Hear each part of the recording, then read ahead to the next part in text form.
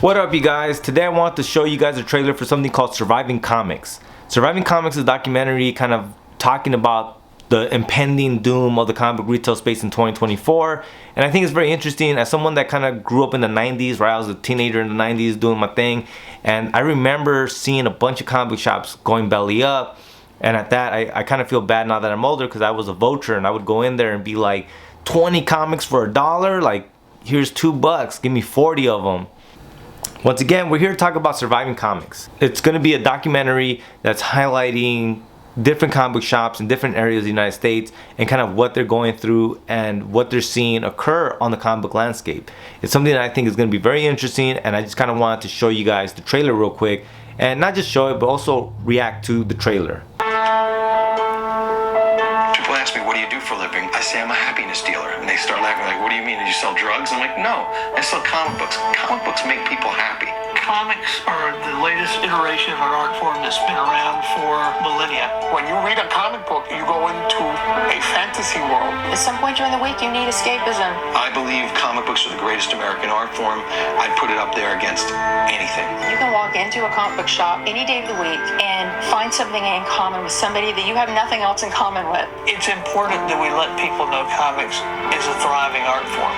There's so many factors going against comic shops these days that I think there's going to be 200 or 300 less shops next year.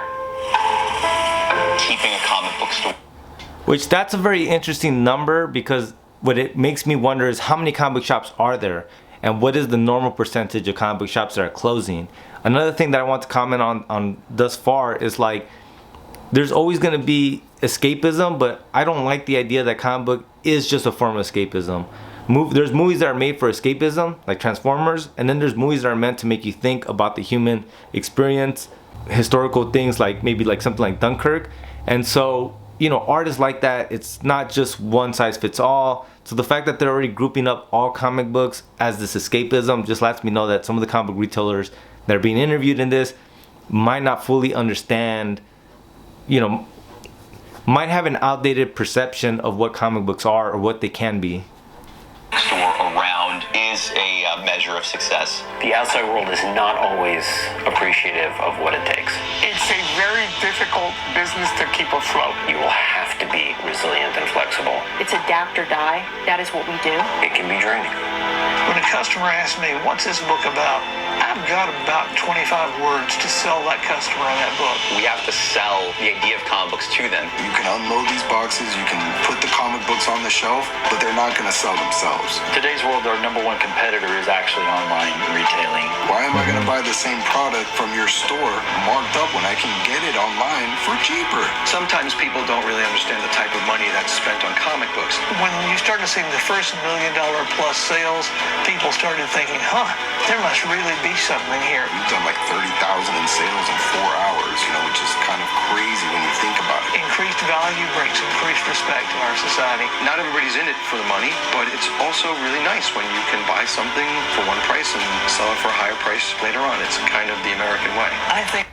I also don't like that they're leaning into kind of like you know, the speculator boom and the collectors. I don't think that that's a healthy way for comic book shops to function. And once again, it kind of goes back to that point of, like, the comic book shops that are going to make it, like they said themselves, is the ones that are going to adapt. Now, do most online shops have underground comic books? No. And so then if comic book retailers kind of lean more into thinking outside the box and maybe, you know, harnessing creatives that are there, or like I said with the You Got Mail video, or creating their own comic book line that can only exclusively be found in their comic book shop, things like that are things that I think will continuously be a competitive edge for these shops. I think it is vital for the industry that the comic shop survives and thrives. If comic books were to disappear, That would be what you considered a doomsday scenario. I don't even like to think about the idea that there wouldn't be a comic book shop. That hurts me. Every business has a lifespan.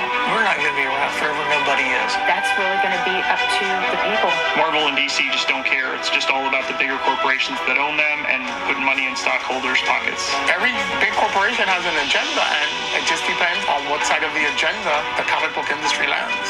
It's getting a little scary, and we don't know what the future of the industry holds. We're just surviving and doing what we can to make the best of what we got in an ever-changing comic industry.